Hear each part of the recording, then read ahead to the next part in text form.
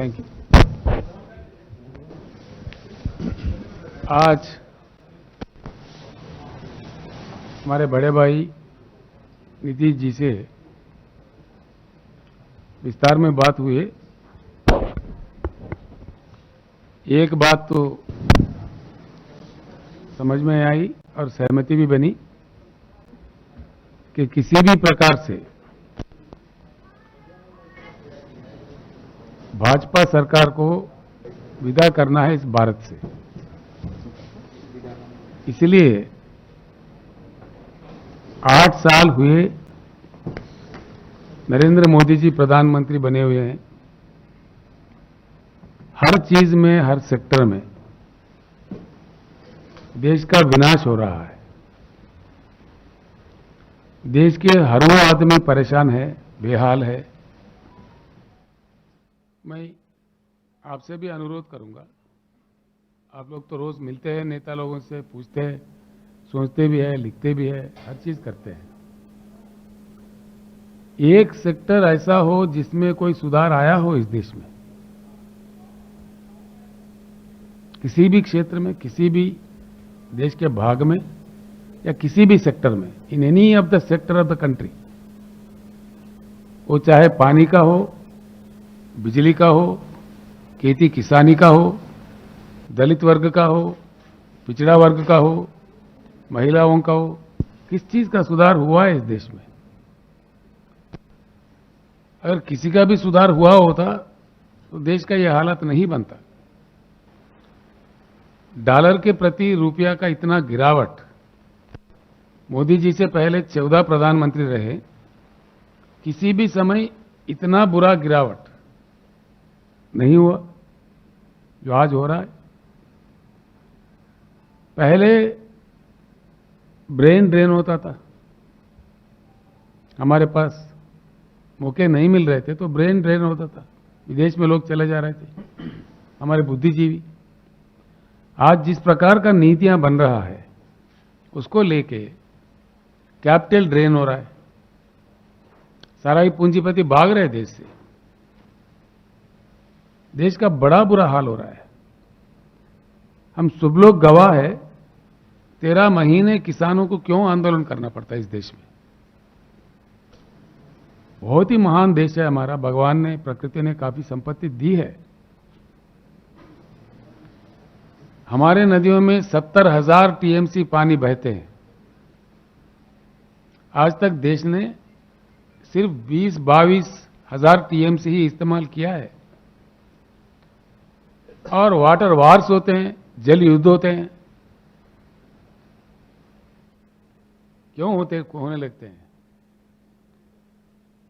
बिजली 4 लाख मेगावाट के ऊपर बिजली की उपलब्धि देश में है, लेकिन देश को, किसानों को भी, आम लोगों को भी, उद्योगों को भी, हर किसी को भी बिजली के लिए तरसना पड़ता है।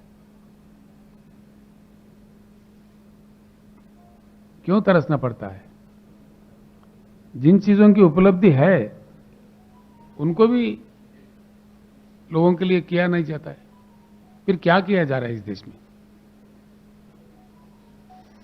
हर एक चीज में इकोनॉमी तबाह हो गई, कर्जा बढ़ गया देश का, रूपी वैल्यू गिर गया, प्राइस राइज हो गया, डीजल, पेट्रोल, खाद, हर चीज का दाम बढ़ गया। गरीब आदमी परेशान है, किसान आंदोलन पे है। और नीतियां, देश के रक्षा करने वाला हमारा डिफेंस सिस्टम इतना मजबूत सिस्टम रहा, कई प्राइम मिनिस्टरों ने युद्ध लड़े, कामयाब हुए, खड़े रहा भारत। लेकिन आज इतना बड़ा डिफेंस पॉलिसी बदल रहा है, अग्निपथ जैसा मामला ला रहा है, किसी से संपर्क नहीं, विपक्षियों से कोई बातचीत नहीं, नीतियां बदल रहे मनमानी। उसका अंजाम क्या होगा? आज किस सेक्टर में आया है? पीने का पानी तक उपलब्ध नहीं करा सकते हम लोग। किल्लत है पूरे देश में। जहां किसी राज्यों ने प्रयास किया वहां जो कुछ भी हुआ, लेकिन केंद्र सरकार की नीति से नारा के सिवाय कोई काम असल में आता ही नहीं, उपलब्ध होता ही नहीं। यहां तक के देश के राजधानी दिल्ली में पानी की उपलब्धि नहीं है 75 साल के आजादी के बाद। आज हमारे कई मित्र हर दिन पानी खरीदते हैं दिल्ली शहर में। दिल्ली शहर में भी पावर नहीं मिलता, 24 घंटा नहीं मिलता। कई हिस्सों में, दिल्ली के हिस्सों में पावर काटा जाता है हर दिन। ये क्या हो रहा है? ये चीज ऐसे है, 8 साल यानी कि मोदी जी के जो कालखंड उनके लिए दिया था जनता ने 10 साल का, उसमें 80% समय खत्म हो चुका है। अब उनके नीतियां क्या है साफ देश के सामने आ चुके हैं। उनका क्या कैपेसिटी है, क्या कैपेबिलिटी है, उनका चलाने का ढंग क्या है, देश को किस प्रकार से साथ लिए जा रहे हैं, ये सारे देश के सामने आ चुके हैं। आज मैं एक ही बात आपको कहना चाहूंगा, केंद्र सरकार के नाकामियों की वजह से आज काफी नुकसान हुआ देश का हर सेक्टर में। साथ ही साथ जो राज्य काम कर रहे हैं अपने जगह अच्छा खड़े होकर काम कर रहे हैं, कुछ एक अलग नीति बना के फेडरल सिस्टम को पूरा खत्म करके FRBM एक्ट में तोड़ मरोड़ करके जो संसाधन मिलने चाहिए जो राज्यों के अधिकार में है उसके वो छीना जा रहा है। जो अपने आप विकसित होना चाहते हैं राज्य, जो जहां प्रयास हो रहा है उनको भी काटा जा रहा है। क्या वजह है इसका, क्या कारण है? कोई बताएंगे? जवाब है केंद्र सरकार के पास? एक तो यह है विकास का कोई नाम ही नहीं, सिर्फ नाराबाजी है। कौन सा एक नारा जो सफल हुआ देश में?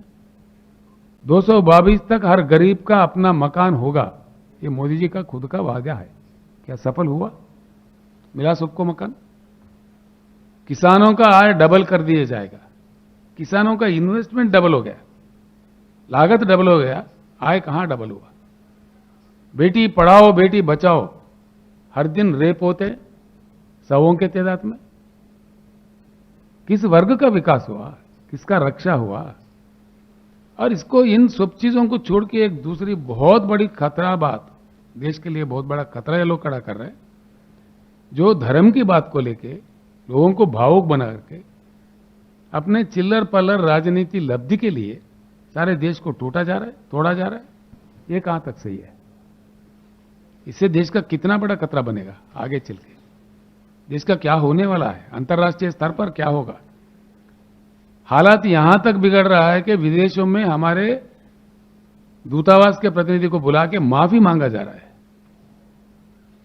ये कितनी बड़ी शर्म की बात है। इसके भलाई के लिए ये काम किया जा रहा है। आज जिस प्रकार से धर्म के नाम पे लोगों को तोड़ने का, समाज को तोड़ने का, एक अच्छे भारत को खराब करने का जो प्रयास हो रहा है, ये कहां ले जाएगा अपने देश को?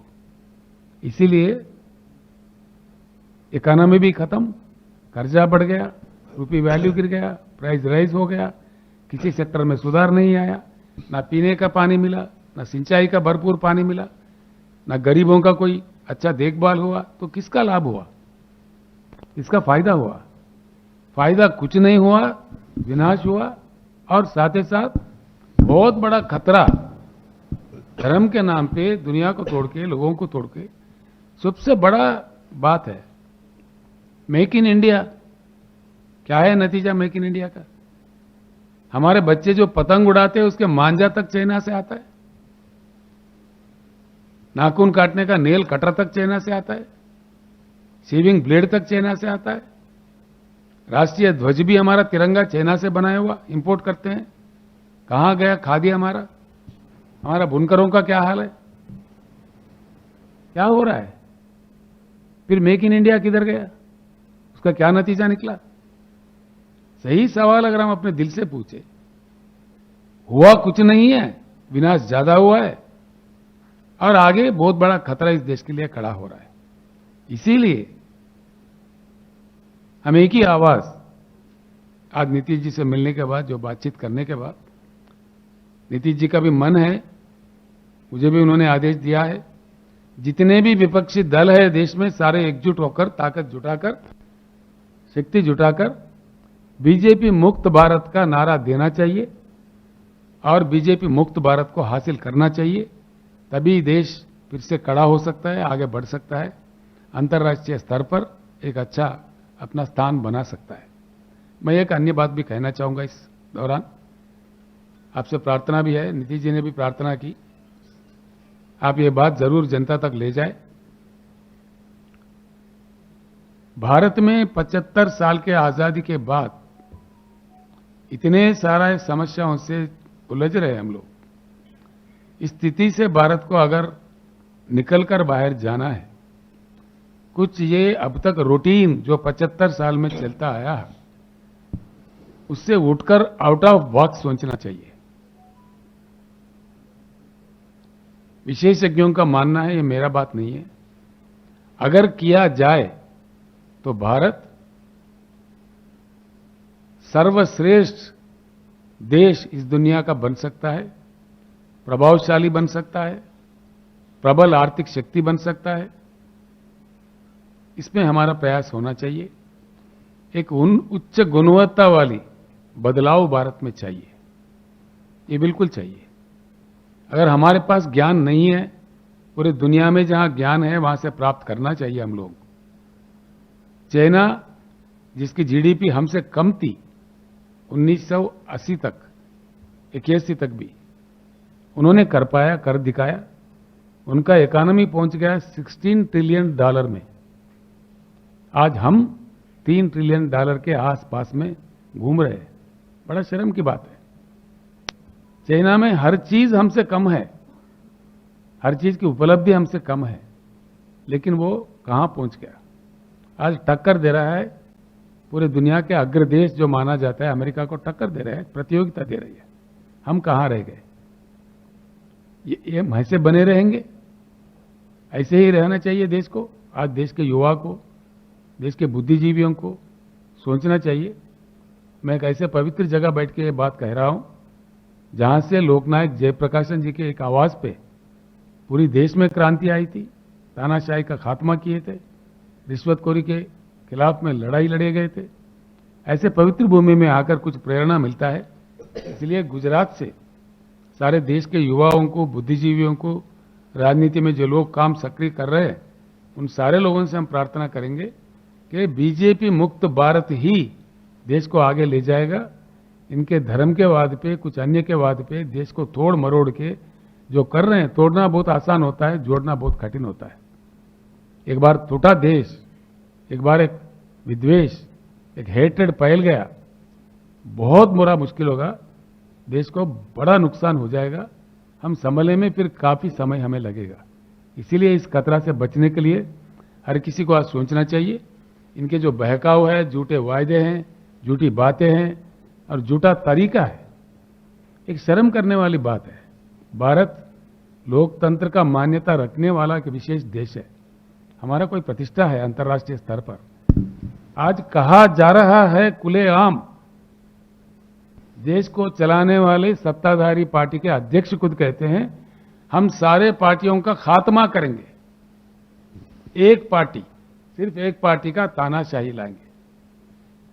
कहा तो ऐसा जा रहा है तिरंगा को नहीं उड़ाइएगा, कहा शायद झंडा उड़ाइएगा अपने घरों पे, और वो लोगों का कुछ पकड़ने वाला नहीं है। ये तो देश के साथ गद्दारी हुआ, राष्ट्रीय ध्वज के साथ गद्दारी हुआ। वो लोग खुलेआम बयान देते जा रहे हैं। क्यों केंद्र सरकार चुप्पी साध रही है? क्या कारण है इसके पीछे? और आज जिस प्रकार के दंगे कराए जा रहे हैं, जिस प्रकार के एक सहिष्णुता हमारे देश में बना हुआ था, जिसके प्रति हमारा देश का बड़ा मान्यता था, जो हमारे राष्ट्रपिता है, महात्मा गांधी जी ने अपने आप को नहीं कहा राष्ट्रपिता, सारे देश ने माना है, सर पे लिया है। ऐसे राष्ट्रपिता का अपमान किया जा रहा है कितने गंदे तरीकों से, और हम सब लोग चुप्पी साधे हुए हैं। ये कहां ले जाएगा देश को? क्या हम अपने दादा परदादा का अपमान करेंगे, अपने खानदान का अपमान करेंगे? ये किसी देश में होता है? ऐसा नहीं होना चाहिए। ये कहां ले जाएगा भारत को? आगे तफ्ता को हम क्या सिखा रहे हैं? ऐसे भारत किसको चाहिए? और इनके प्रति कोई मतलब कुछ हुआ है, इनका कोई काम है, इनका कोई योगदान है, फलाने सेक्टर में कुछ हुआ है, किसमें सुधार हुआ जी? बातों के सिवाय कोई काम है नहीं। जब ये विपक्ष में थे, गला पाड़ पाड़ के जिन बातों कह रहे थे, जिन बातों का विरोध कर रहे थे, आज वही बात ये अमल कर रहे हैं। Complete privatisation totally. एलआईसी को क्यों प्राइवेट कर रहे हैं जी? दुनिया का बहुत बड़ा इंश्योरेंस कंपनी है, सक्षम कंपनी है, सक्रिय कंपनी है, करोड़ों जनता का इस देश का बहुत प्यारा कंपनी है, उसको क्यों काटा जा रहा है, क्यों बेचा जा रहा है? पोर्ट भी बेचते, एयरपोर्ट भी बेचते, रेल भी बेचते, क्या बचेगा देश के लिए? इनका योगदान क्या है? ये बेचने में लगे हुए हैं। आखिर एक ही नारा बचा है, बेचो इंडिया। सब बेच दो, सुबह बेच दो, सुबह प्राइवेट कर दो, फिर क्या बचेगा देश को? बेच बेच के हमें जाना कहां है, पहुंचना कहां है? दुनिया में हमारे क्या जगह रह जाएगा? इसीलिए सारे देशवासियों से हमारा अनुरोध है, हमारा अपील है, और हमसे जो संभव प्रयास होगा, हर संभव प्रयास हम करेंगे। ये कुछ कमजोर लोगों को डराते हैं, विपक्षियों को जिस तरह से सताते हैं, ये सच्चे हरिश्चंद्र के भाई है क्या? आज सबसे ज्यादा पैसे खर्च करने वाला चुनाव के टाइम पे भारतीय जनता पार्टी है, ये सारा दुनिया जानता है, सभी को मालूम है, आप लोगों को भी मालूम है, हम सभी जानते हैं। सबसे ज्यादा पार्टी में पूंजी रखने वाला पार्टी भारतीय जनता पार्टी है। घोटाले किए जा रहे हैं। कभी हमारे देश के प्रधानमंत्री के खिलाफ कहीं नारा नहीं उठे। प्रधानमंत्री जब श्रीलंका गए, श्रीलंका में साफ बताया, वहां के लोगों ने उनके पार्लियामेंट्री कमेटी के सामने बयान दिया है कि भाई इन्होंने अपने मित्र को, एक छोटे मोटे शाहूकार को कॉन्ट्रैक्ट देने के लिए श्रीलंका पे दबाव लाया है।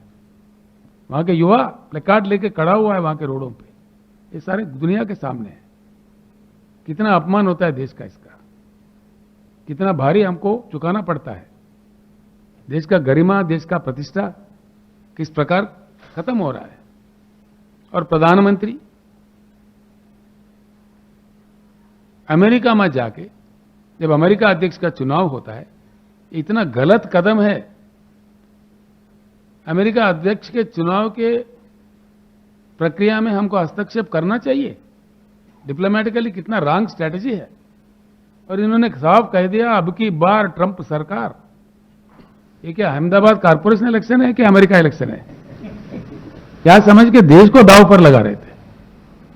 वो आज हारे हुए हैं, दूसरा आके बैठा है। देश के बारे में कुछ ख्याल है? जो मन में आए कह दिए। इस प्रकार की नीतियां देश को कहां पर ले जाएंगे, क्या स्थिति देश की बनेगी, इस बात पे सोचना चाहिए। पत्रकार मित्रों से भी मेरा अनुरोध है, आप देश के प्रति जरूर कदम उठाना चाहिए, आप लोगों को जरूर सोचना चाहिए, देश में चेतना लाना चाहिए। जिनको जानकारी नहीं है उन तक बात पहुंचाना है। आप हमारे लोकतंत्र का फोर्थ स्टेट है, आपका मान्यता है। मैं बार बार दिल से आपसे प्रार्थना करता हूं कि आप लोगों को भी लगना चाहिए। जब कभी इमरजेंसी सिचुएशन, इमरजेंसी जैसे सिचुएशन में पत्रकारिता का, फोर्थ स्टेट का, इस देश का क्या रोल रहा, आप एक बार याद कीजिए। आप फिर से एक बार आपको लगना चाहिए, मेरा आपसे अपील है। And I now welcome you to for any question. Sir, ये जो वन ये आपने शुरुआत कर दिया ऑपोजिशन यूनिटी का आज। One at a time. Rao साहब, आपने ऑपोजिशन यूनिटी का शुरुआत किया। आप हैं, नीतीश जी की पार्टी है, तेजस्वी की पार्टी है, तो क्या आप अपील करेंगे सारी पार्टियों को एक मंच पर आने के लिए? दूसरा कि इसके पहले हमने देखा है कि थर्ड फ्रंट का जो भी प्रयोग रहा है वो विफल रहा है, तो क्या कांग्रेस भी ऑन बोर्ड रहेगी तभी एक चैलेंज दे सकते हैं जो आप बीजेपी मुक्त भारत कर रहे हैं, या नरेंद्र मोदी को चैलेंज करने के लिए? और क्या उसकी अगुवाई नीतीश कुमार के हाथ में आप लोग दे सकते हैं या कोई और अन्य नेता होगा, क्योंकि नेता तमाम है? एक ही बात आपको मैं जवाब देना चाहूंगा, हम जो इस बात में एकजुट है, इसको लेके हर संभव प्रयास करेंगे। कुछ ही दिनों में आपको इसका नतीजा देखने को मिलेगा। लेकिन नेता कौन होगा? आपको इतनी घबराहट क्यों है? हम चुनेंगे जब समझ आएंगे, वक्त आएंगे। लेकिन आपने अभी आपने इतनी सिंपल बात है, समस्याएं, मैंने आपका जवाब दे चुका। सर एक सेकंड, अभी आपने आपका इतनी जवाब दे चुका है। समस्याएं बताई मैंने आपको अभी जवाब दे चुका है। हम्म। हमारी बैठक होगी, विस्तार में हम बात करेंगे, जरूर किसी एक नेता चुनेंगे। आप घबराहट क्यों है? और कांग्रेस ऑन बोर्ड रहेगी? मैं जो कह रहा हूँ, विस्तार में बात होगा, उस बात के बाद कौन साथ होगा कौन नहीं होगा उसका निर्णय लिया जाएगा उस बैठक में। राव साहब, हमें कोई जल्दी नहीं है। राव साहब, अभी आपने अभी विस्तार से बताया कि कई क्षेत्र में अशांति है, गरीबों में अशांति है, किसानों में अशांति है, धार्मिक सद्भाव खत्म है, और ये भी आपने कहा कि जब भी अशांति होता है तो बिहार से क्रांति होता है, तब शांति आता है देश में। तो अभी चारों तरफ अशांति है, बिहार के पावन धरती पर आप बैठे हैं और मुख्यमंत्री नीतीश जी बैठे हुए हैं, जेपी के नेतृत्व में आंदोलन में भाग लिए। तो क्या आपको ऐसा लगता है, आपके अंदर ऐसा मन में विश्वास है कि जिस पवित्र स्थान पर आप बैठे हुए हैं, यहाँ से देश की राजनीति को एक नई दिशा मिलेगी और जो आप शांति चाहते हैं हर क्षेत्र में, जो देश के हित में चाहते हैं, वहाँ एक नई रोशनी मिलेगी? मैं आपसे एक बात कहना चाहूंगा, इस देश का दुर्दशा ये है कि देश के कुछ भागों को या कुछ राज्यों को बीमारू राज्य का करार दिया गया है। बड़ा दुर्भाग्यपूर्ण बात है। कुछ राज्य हमारे देश के बीमारू नहीं है, जिन्होंने ये बात कहा है उनका दिमाग बीमारू है। जब देश है, राष्ट्र एकता है, राष्ट्रीय भावना है, किसी राज्य को बीमारू नहीं रहना चाहिए, उसको ऐसा अधूरा नहीं भी छोड़ना चाहिए, विशेष नीतियां बनना चाहिए। हमारे बड़े भाई नीतीश जी कई सालों से, कई दशकों से प्रयत्न में लगे हुए हैं कि बिहार को विशेष राज्य का स्पेशल कैटेगरी मिलना चाहिए। काफी डिमांड उन्होंने किया है, हमने उनको पार्लियामेंट में कहते हुए भी सुना है, ये बात बाहर भी सुना है। जो प्लानिंग कमीशन को खत्म करके जिस नीति आयोग को बनाया गया है, उसमें भी हम दोनों मुख्यमंत्री के हैसियत में वहां हिस्सा लेते थे, भाग लेते थे। उस समय भी मैंने सुना है नीतीश जी को वहां कहते हुए, उन्होंने डटकर कहा कि भाई हमको ऐसा कहना चाहिए। क्यों नहीं दे रहे जी? क्यों नहीं दे रहे? क्या वजह है? कारण क्या है? कोई कारण बताएगा? देश का प्रधानमंत्री राजस्थान जैसा ही रह जाए? मैं जब नीतीश जी से लंच कर रहा था, यहाँ के फाइनेंस सेक्रेटरी, कई अन्य अधिकारी, वरिष्ठ अधिकारी हमारे साथ बैठे थे। मैं कुछ जानकारी प्राप्त करने की कोशिश कर रहा था उन लोगों से, सर भी साथ में थे, कि क्या नीतियां बन सकते हैं। मैं आपको एक बात कहूं, ये मेरी अपनी बात नहीं है। तेलंगाना एक यंगेस्ट स्टेट ऑफ इंडिया है। तेलंगाना जब बना 2014 में, हमारे पास भी कई समस्या ऐसे थे। बिजली की बड़ी किल्लत थी, बहुत ही किल्लत थी। कब आता कब जाता भगवान जाने। हर दिन हजारों मोटर जलते थे किसानों के। बिजनेस तो सबसे ज्यादा था, कन्वर्टर, जनरेटर, स्टेबलाइजर, बहुत बड़ा बिजनेस था उन लोगों का। मोटर वाइंडिंग करने वाला का भी इतना बड़ा बिजनेस था। लेकिन आज तेलंगाना में एक 6-7 साल के प्रयास के बाद, कठिन प्रयत्न के बाद, 24 घंटा करंट हम देते हैं जी हर सेक्टर को। उच्च गुणवत्ता वाला बिजली हर सेक्टर को देते हैं। और ये मेरा बात नहीं है, आंकड़े भी मेरे नहीं है। पार्लियामेंट में मंत्री जी, केंद्र सरकार खुद बताती है, उड़ीसा में, छत्तीसगढ़ में जो पावर के कंपनियां, जनरेटिंग स्टेशंस बन के है, किसी न किसी बहाने उनको स्ट्रेस्ड एसेट्स कह के पार्लियामेंट में स्टेटमेंट दिया जाता है। 30,000 मेगावाट क्षमता रखने वाले कारखाने जो बटन दबाने पर बिजली दे सकते हैं, एनसीएलटी, किनसीएलटी, पिनसीएलटी, एक बुरे बुरे नीतियों के अनुसार वो फंस गया है। क्या हो रहा है देश में? किसानों को क्यों तंग किया जा रहा है? किसानों को क्यों परेशान किया जा रहा है? इसके पीछे क्या है? बड़ा षड्यंत्र है। जैसा मैं कह रहा था, देश को पूरा प्राइवेट प्राइवेट प्राइवेट बेचो इंडिया चल रहा है, ऐसे किसानों को भी बेहाल कर देंगे। उनकी पैदावारी नहीं खरीदेंगे, सही नाम देंगे, किसान के साथ झूठे वायदे करेंगे, इनकम डबल करेंगे, छोड़ देंगे। 13 महीने जब चुनाव आते हैं तो मीठी मीठी बातें करेंगे, माफी मांग लेंगे, चुनाव खत्म हो गया तो झूठी बातें कहेंगे। क्या हो रहा है जी? प्रधानमंत्री जी किसानों से खुद माफी मांगे थे, क्या हुआ? इतने महीने बीत गए। क्या हो रहा है? केंद्र सरकार के पास इतना भी हौसला नहीं है कुछ बात कह सके किसानों को, इस देश के किसानों को? क्या हो रहा है देश में? अगर किया जाए, ये बात मेरा नहीं है जी, विशेषज्ञों का है, शास्त्रज्ञों का है। 2 साल के अंदर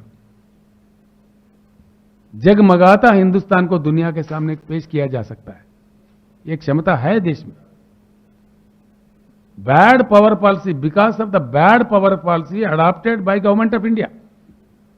मैं आपको एक बात कहना चाहूंगा, हमारे पास तेलंगाना में ये कोयला खान है जिसके हम ओनर है, तेलंगाना राज्य, जो सिंगरेनी कॉलरीज के नाम से जाना जाता है। हमें मिलता है जी कोयला 3,800 रुपए में 1 टन मिलता है हमारे जनरेशन स्टेशन को, जबकि हमें केंद्र सरकार से हुक्म आता है 25,000 में 1 टन खरीदना पड़ेगा आपको। आप नहीं करोगे, बंद करेंगे सप्लाई कोयल इंडिया से। क्या षड्यंत्र है इसके पीछे? कितने लाखों करोड़ का घोटाला है ये? क्यों मजबूर किया जा रहा है? हमने सवाल किया है, हमने हमारे असेंबली से कहा दिया है प्रधानमंत्री को, भाई हम नहीं खरीदेंगे, जो मर्जी आप कर ले, जो कार्रवाई आपको करना कर ले, लोकतंत्र है, हम पे जबरदस्ती नहीं टोकना चाहिए, हम नहीं खरीदेंगे। जब हमारे खुद के कोयला खाने से हमको 4,000 के अंदर कोयला मिलता है, 25,000 30,000 में खरीदने के लिए केंद्र सरकार किसी राज्य को मजबूर करता है, क्यों? क्या वजह है? इसके पीछे बहुत बड़ा षड्यंत्र है। मैं अपने किसान भाइयों को बताना चाहूंगा कि किसान मजबूर हो जाए, पावर बिल बढ़ाया जाए, उसका फसल नहीं खरीदा जाए, बेहाल होकर किसान छोड़ दे, और सारे जमीन खरीदने के लिए इनके मित्र तैयार हैं, करोड़ोंपति। एक ही चीज बचा हुआ है, खेती किसानी इस देश में, उसको भी ये लोग कारपोरेट करना चाहते हैं, कारपोरेट कंपनियों के हवाले कर देना चाहते हैं। ये बड़ा बदनसीब बात है।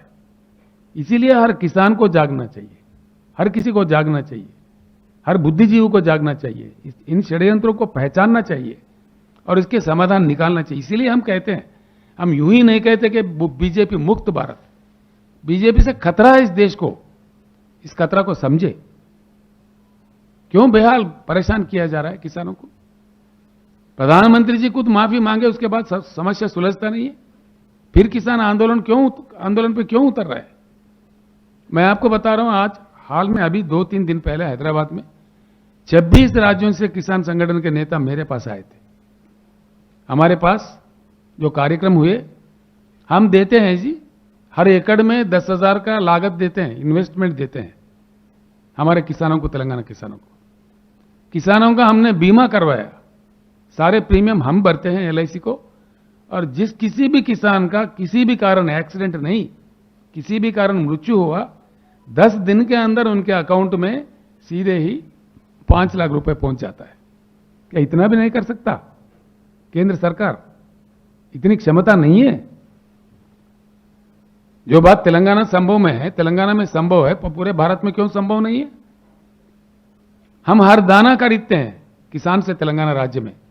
7,000 परचेजिंग सेंटर्स हमने खोला है, हर एक दाना till the last grain Telangana सरकार ही खरीदता है, MSP देके। क्या ये काम गवर्नमेंट ऑफ इंडिया नहीं कर सकता? क्यों नहीं कर पा रहे? इसके पीछे कारण क्या है? क्यों तंग किया जा रहा है? राव साहब, एक सवाल है आपसे।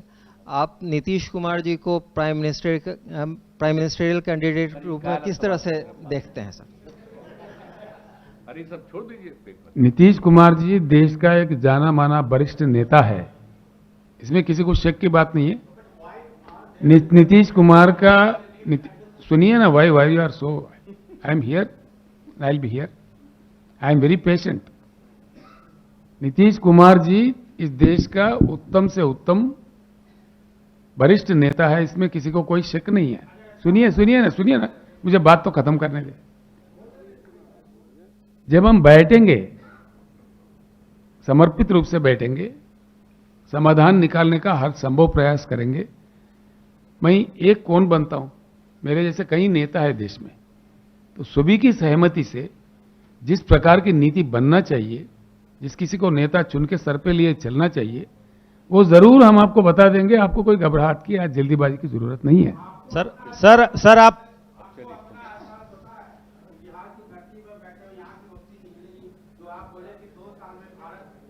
सर आप संपूर्ण भारत में विपक्षी एकता की बात आप कर रहे हैं सर। देखो, कह रहे हैं कि संपूर्ण देश में संपूर्ण विपक्ष की एकता की बात आप कर रहे हैं। जी क्या है? तो आप जिनको हराने की बात कह रहे हैं कि मैं नहीं सुना जी। सर आपने कहा कि पूरे देश में संपूर्ण विपक्ष को हम एकजुट करेंगे, संभव प्रयास करेंगे, और 2024 में जिनको हराने की बात कर रहे हैं तो मैंने कहा प्रयास करेंगे। ठीक है सर, उसी प्रयास लोग में हमारे आप साथ मिलके आएंगे, मिलके चलेंगे। आप जो नहीं आएंगे उनको छोड़ के जिनको चलेंगे। 2024 में हराने की बात कर रहे हैं उनके पास एक चेहरा है। चेहरे के सवाल पे आप कह रहे हैं कि हम बैठकर वार्तालाप करेंगे, उसमें एक चेहरा निकलेगा। बिल्कुल। क्या ऐसी स्थिति बनती है तो केसीआर साहब नीतीश कुमार जी का नाम प्रपोज करेंगे? ऐसा देखिए, मैं कौन होता हूं? मैं कहूंगा तो कोई विरोध करेगा? नहीं, मैं कहूंगा तो कोई विरोध भी करेगा। नहीं, आप क्यों जल्दीबाजी कर रहे हैं? हमको बैठने दीजिए, बात तो करने दीजिए। नहीं, आपको सर इस पूरे प्रक्रिया में बैठा हुआ हूं, आप भी बैठिए आराम से। आप भी बैठिए। आप भी बैठ जाइए। अरे आप बार क्यों उठ के जा रहे हैं? बैठिए आप भी। सर, इस पूरे प्रक्रिया में कांग्रेस पार्टी की क्या भूमिका होगी? विपक्षी एकता में कांग्रेस पार्टी की क्या भूमिका रहेगी? राहुल गांधी क्या प्राइम मिनिस्टर के दावेदार रहेंगे? क्योंकि कांग्रेस पार्टी कहती है कि हमारे prime minister candidate Rahul Gandhi हैं। देखिए, ऐसा है, नहीं, सिंपल बात है। मैंने साफ कह दिया कि आप होशियार है, मैं आपसे भी होशियार हूं। मैंने कह दिया है। Your Hindi is very good. आप भैया बहुत अच्छी है। मैंने बता दिया है। आप बैठिए। मैंने उनका नाम लिया तो ऑन है। नहीं, आप बैठ जाइए। ऐसा है, हम जरूर बैठेंगे। भाजपा के जितना विरोधी दल है इस देश में, उनको सब एकजुट करने की हर संभव प्रयास हम करेंगे। ठीक है? इसके बाद में बैठक में सर्वानुमति से, सर्वसहमति से जो बात निकल कर आती है, वो विस्तार रूप में हम आपको बताएंगे। विकास बिना ब्राह्मण के कोई शादी होता ही नहीं है। Sir, last question from CNN News 18 हो ही नहीं सकता। Sir, last question from CNN News 18 sir. अब चलिए रे, झूठ एक मिनट बताइए। बोलने दीजिए सर। बैठिए। सर, राव साहब अतिथि हैं, बोलने दीजिए। आप बैठिए ना। Last question sir, last question. बैठिए please. Sir, last question KCR sir. नहीं, निधि जी बैठिए ना प्लीज। हो गया, चलिए ना। KCR sir, last question. अरे ये कह रहे हैं कि सबको, अपोजिशन को यूनाइट करने की कोशिश हम लोग करेंगे, तो हम लोगों की राय है, बात है, सबको मिलके करेंगे। सर, अभी क्या पूछ रहे हैं कि क्या हो? Sir, one question from sir, one last question sir. इतना अच्छा आपको बोल दिए। Sir, you have been criticizing Gujarat model all the time and boasting about your Telangana model. Could you please elaborate on that? And also, will there be involvement of farmers in this front that you are talking about? देखिए, ऐसा है, बैठिए ना sir. नहीं, बैठिए। नहीं, palsy बता देते। नहीं, सब बैठिए ना। पालसी नहीं, राजनीति छोड़िए, पालसी बता। गुजरात मॉडल जिसका आपने बात कहा है, वो 100% फ्लॉप मॉडल है। 100%।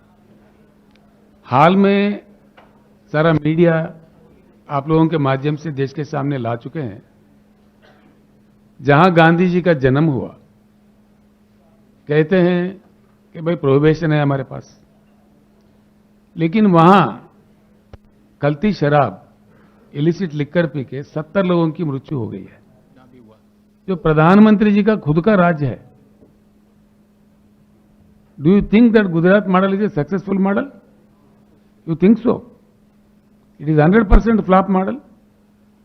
आप ह्यूमन इंडेक्स देखिए, कहां जा रहा है देश। उसमें गुजरात भी इतना अंदर है। गुजरात में भी बिजली की किल्लत है, पीने का पानी का किल्लत है। उद्योगपति भी आंदोलन कर रहे हैं, बिजली दो हमें, वरना हम अन्य राज्य में चले जाएंगे। ये हर रोज सुनते हैं जी हम। हमारे पास भी गुजरात के कई बिजनेसमैन काम करते हैं हैदराबाद में। Gujarat model is a utter flop model. गरीबों का कोई देखभाल नहीं होता। वहां दलितों के साथ क्या हो रहा है गुजरात में? कल जो वाकया हुआ, कोई दलित शादी करके घोड़े पे भी नहीं जा सकता गुजरात में। ये गुजरात मॉडल है? ये मॉडल चाहिए हिंदुस्तान को? कब तक, कहां तक चलेगा? 100% it's a flop model, it's proved. Do you have any doubt about that?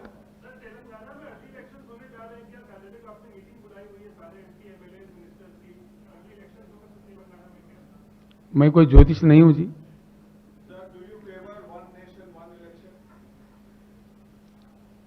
वो अगर संभव हो तो सुनने के लिए अच्छा ही लगता है। तो हमारे जैसे देश में वो कहां तक संभव है, कहां है, उन चीज के बुद्धिजीवी है, वो सब बैठ के तय करे, प्रयास करे, अगर हो सके तो हो जाए। Mr. Rao, one small question. I've been trying to reach out to you for quite some time now. The question being that it appears more or less from whatever deliberations you people had, that your idea of cobbling up a third front yet again, in the past we do have such It is not third front, instances. sorry. It is not third front. Why Let's are you not call naming it third front. Why you are naming it as a third front? No. We Okay, have fine. never, Just we have delete never, the never, part third we front. have never named An it. alliance. Let's call it an alliance. Main front. Why are you doing Okay, main front. So in the past, it has been failed attempt. What do you think? This time round, there would be some kind of cohesiveness despite all the inherent contradictions. देखिए ऐसा है, आपका सवाल का मैंने जवाब दे चुका है। पीछे जो परिणाम हुए, जो फ्रंट्स फेल हुए हैं, ये सारा देश भी जानता है, राजनेता भी जानता है, हर कोई जानता है। इसीलिए हम कह रहे हैं, भाजपा से जो खतरा सामने आ रहा है, जो उभर रहा है, उस खतरे से इस देश को बचाने के लिए हर संभव प्रयास, अच्छे प्रयास, उच्च गुणवत्ता वाला प्रयास हम सब मिलकर करेंगे। उससे क्या बात निकल कर आती है देश के सामने, आप थोड़ा सब्र से काम करें। सर, बिहार में सरकार फ्रंट है भाई, आपको क्यों इतनी घबराहट है भाई?